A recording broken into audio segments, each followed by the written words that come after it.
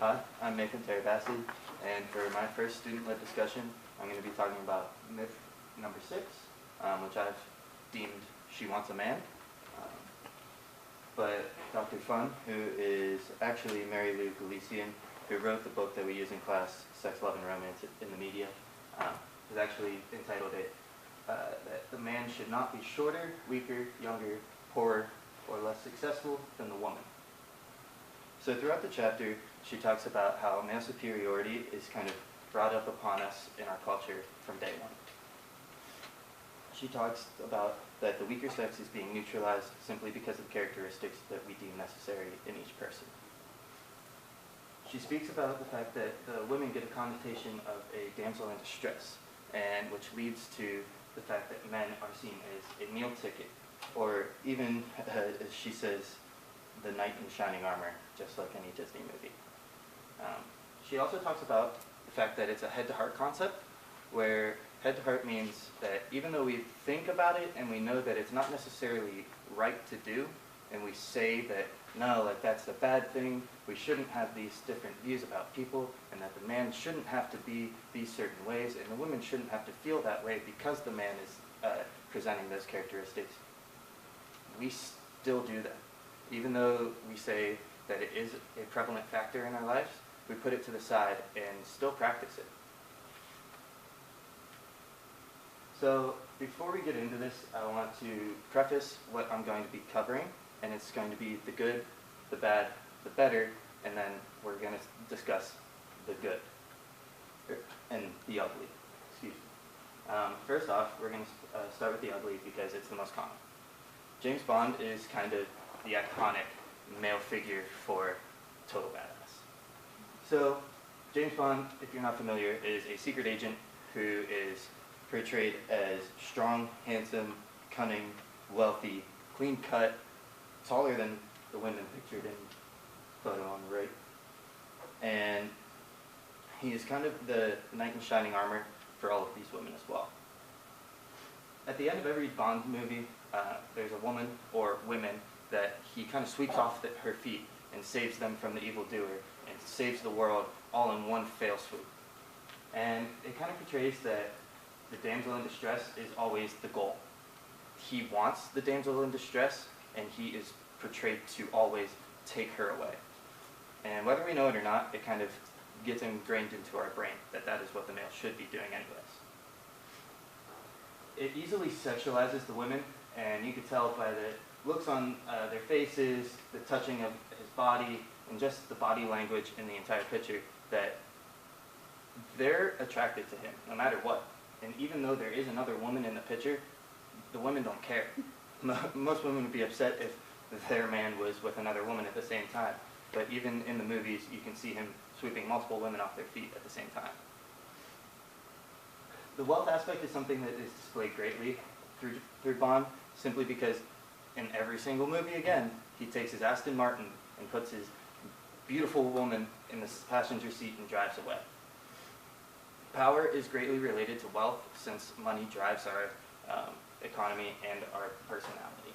So even though it might be subtle that he's driving this Aston Martin, which some people might not even know what that is, it's a very expensive sports car. So James Bond is kind of the epitome of ugly. It makes the men seem like they need to have all the characteristics that are portrayed in the movie. Next up is The Big Bang Theory. It's a comedy. It's kind of similar to Friends, if you've never seen it, where there's a group of guys, males if you will, that live across the hall from a woman who moves in who's very attractive, named Penny. It's pretty bad, but it's getting there. The main two characters that I want to focus on are Leonard and Penny, who end up having a relationship on and off throughout the series. Leonard is a physicist. He's short, nerdy, just basically an average build, not necessarily very fit, very, very, very intelligent, and he's quirky. There's a lot of different hiccups that he has throughout the relationship where someone would say, oh, that's awkward, or I don't know why he's doing that with his body language, or why he says that, but he's also loving. Deep down inside, Leonard truly cares for Penny and will do anything for her. Penny is the neighbor across the hall, and she is a waitress, tall, blonde, airheaded and lost in her own life.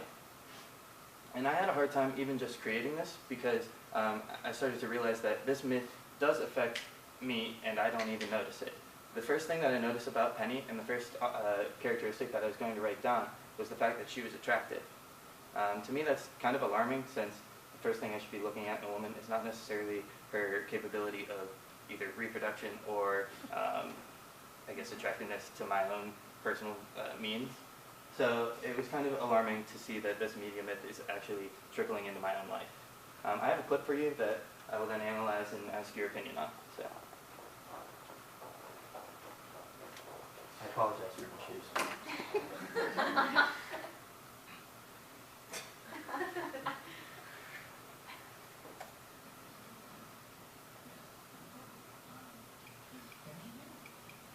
You're Leonard, right? Yeah.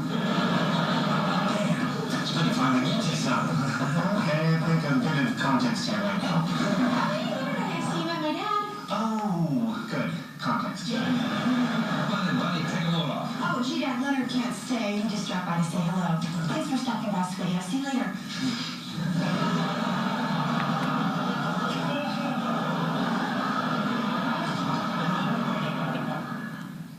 That was odd.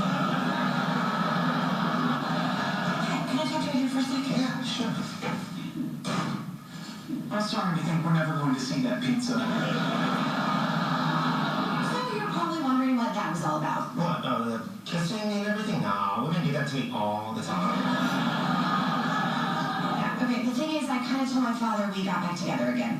What? Why? Well, you're the first guy he's ever really approved of, you know? You're a scientist and went to college, and you don't have a neck tattoo, or outstanding warrants, or baby. What kind of guys did you used to go out with? Just guys. Anyway, when I told him we split up, he was heartbroken, and he kept bugging me, how's Leonard? Why can't you get back together with Leonard? I bet Leonard never tipped a cow over on himself. So, to get him off my back, I told him we'd work things out. Really?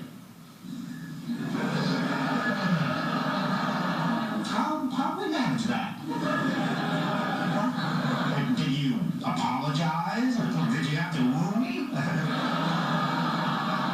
Get over yourself. I whistled, you came running. Yeah, no, I don't think so. Wait, what? Are you arguing about I'm this? just saying, if we fake got back together, that's totally not how fake happens.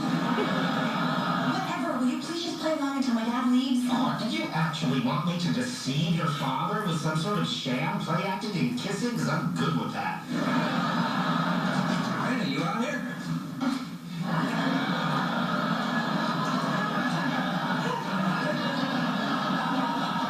Come on, you not in front of my dad. Relax. I've seen you do a lot worse and a lot stupider. See, he doesn't mind. So, Leonard, I'm taking your gal out for a steak dinner. You want to join us? Oh, Dad, that's nice, but Leonard has to work, right, Leonard? I do. I have to work. I'm going to blow that off to spend the evening with my sweetie and her father, because just the kind of boyfriend I am. Oh, here, you.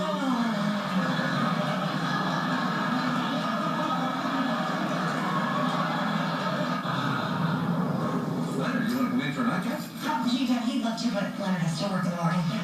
Maybe I could go in a little late. No, you can't. Your career is far too important.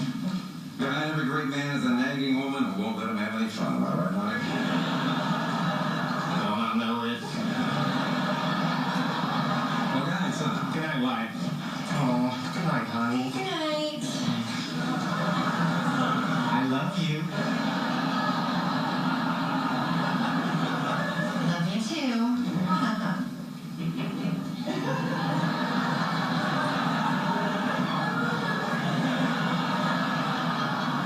Friggity frack, not this again.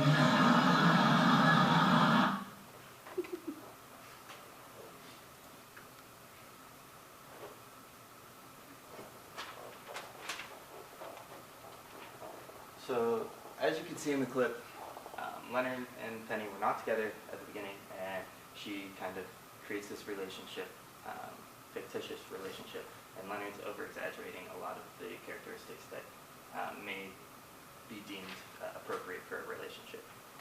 At the beginning of the clip, about a minute in, Leonard starts to joke that women always kiss him, always just grab him, don't even say anything, don't explain what's going on, and they just start kissing him. It's kind of funny that he says that because he doesn't have the characteristics that are deemed necessary to be attractive to women, as said in the myth.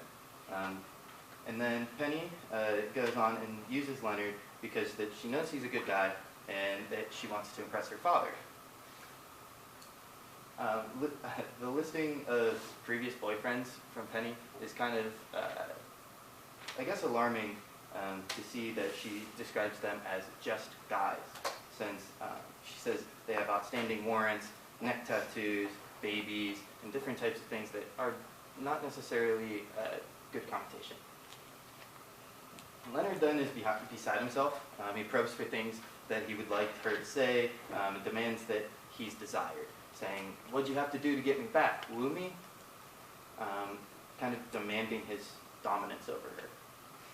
And then, just as easy as Leonard asks for it, Penny dishes it right back and says that, "Get over yourself, I whistled when you came." Kind of boosting her. It's a good aspect, saying that she's strong, it doesn't matter, she's the one that should be desired as well. It's not just the man.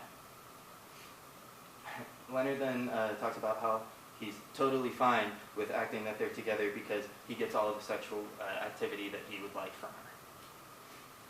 And then the father actually comments on those sexual activities, saying that it's not that bad for what he's seeing with Leonard. He's seen much worse with much stupider, as he says. But it's kind of alarming that it's okay for him to present these affectionate and sexual acts in front of her father, who may be protective over Penny. And then the most alarming segment is about 3 minutes into the clip. Her father says, "Behind every great man is a nagging woman who won't let him have any fun." That strikes me on every different level, since the man is supposed to be the fun, the strong one, the one who goes out and has a great time no matter what the woman says, and she should wait on him hand and feet because he's the one that demands respect and power in the relationship. And it's then enforced by someone who has a daughter. And then it's engraved to the women's head and thinks that they aren't as important as they should be. So enough with the bad and the ugly. Let's get to the better. I'm going to play the clip first before I talk about it, but it is a clip from Modern Family, which is kind of one of the cutting-edge shows that introduces homosexual relationships as well as heterosexual relationships.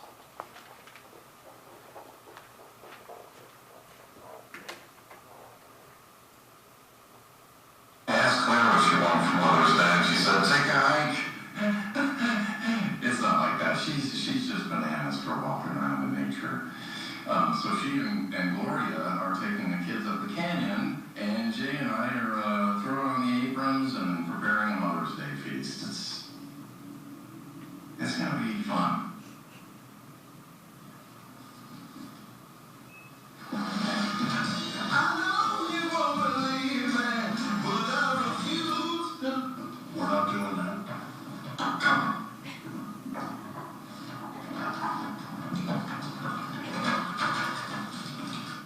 So proud.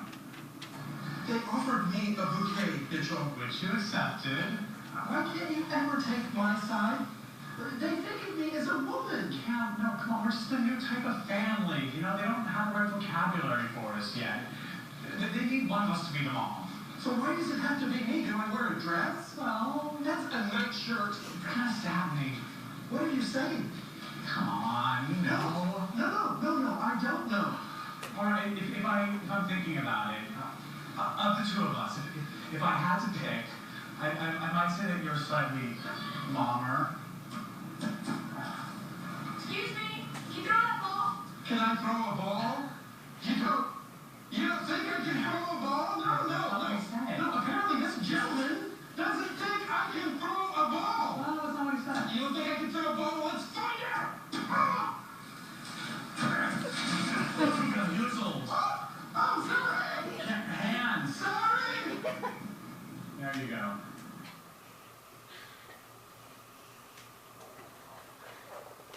So in this clip, it starts out with Phil, who partakes in a heterosexual relationship, talks about Mother's Day things that he's doing for his wife. What she wanted for Mother's Day was to go for a hike, and that could be deemed as manly. Even though she's just trying to escape and relax herself, he kind of comments on that the joke is that she wants to go take a hike, and she wants him to go take a hike to relieve herself of his oppression, perhaps. But Phil then starts to talk about reversing the roles, and he says that Jay, who is the father of Phil's wife, says that they're throwing on the aprons and they're going to be in the kitchen. So throwing on the aprons is just cooking. That's all it means. But aprons are not necessarily the most manly clothing that someone could wear. He then talks about how it's going to be fun, even though there's like a long period of time in between the next phrase where it kind of ensues that it was sarcastic, that he's not necessarily looking forward to cooking, and that's normally deemed a woman's task. He then actually gets into the kitchen and starts singing Carefree, and gets down on his knees and starts belting out all the lyrics to the songs. Now, that's where it starts to get better. He starts to embrace cooking. He starts to embrace the things that aren't necessarily related to a man's duty in a parentalical relationship. Jay then sternly turns off the music and glares at him and says, "We're not doing that." To say that the old-fashioned males are still living in the ways of male dominance needs to be asserted. They can't portray those types of characteristics because they're not strong. It almost says that it's bad enough that they're cooking, let alone having to sing together. So, still presenting the fact that men need to be stronger, even though Phil has brought in the aspect of embracing the fact that they are doing something good for their wives. Now, the second clip in the overall video is between Cam and Mitchell, who are a homosexual relationship portrayed in the series. Cam's attributes are listed here as tall, large, high-pitched voice, well-dressed, occasionally flamboyant, and outspoken. He's seen as the mother figure. I had a hard time even describing the characteristics of both of them because I don't necessarily know what is right, and they talk about that in the clip. Mitchell is deemed as the shorter, smaller build, facial hair, and well-dressed figure who's also occasionally flamboyant. So, in the prior slides, you could tell that there are huge differences between the physical appearance that is presented in each clip. The physical appearance between Cam and Mitchell, which is a homosexual relationship which is already controversial, is now very, very similar. It's almost to say that in this relationship, there are no gender roles. There are no stereotypical relationships. They kind of create the pure relationship that Galatian talks about in the book. That means that they're seen as equals or they are working together to create a healthy relationship. So in the clip, Cam starts off complaining that the other mothers gave him flowers, deeming him the mother figure in the relationship. He then kind of condescends the women saying, "What, do I wear a dress? Or why does that make me the woman? Simply because I care and I have these different attributes than you." Mitchell disagrees with them and tries to calm them down, saying that people don't understand. It's a new relationship, bringing the fact that homosexuals are something that we are not used to, and maybe that's why we're deeming them as almost equal in the physical attributes, and starting to equal them on a, I guess, action-wise. And then he uses humor to try and break this topic, kind of pushing it to the side, just like we did with Head to Heart, where even though we know it's wrong, we try to push it to the side and just keep doing the same things because that's what we were taught. Now, at the end of the clip, Cam gets offended because he thinks the young male is questioning his masculinity because he asks him, "Can I throw that ball?" And Cam gets offended and says, "Can I throw this ball? Watch me do this." Trying to assert his dominance, prove that he is strong, prove that he is a man, even though he was carrying the flowers and just discussed that he is viewed as the mother figure. After that, he takes off running because he does hit that old man and is concerned. But he also uses Mitchell, that humor, saying hands. Cam is running in what is known as a women's running form, where they start to flare their hands out to the side, which I've seen multiple track athletes here who are much faster than me run with better form, and they're all women. So even though it's something that we don't really see as confrontational at first, they bring attention to it.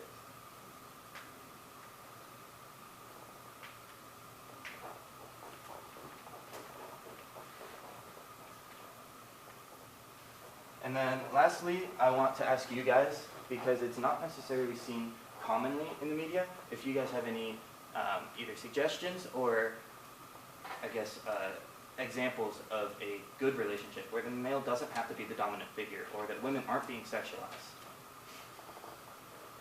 Or what can we do to make that a more prominent topic?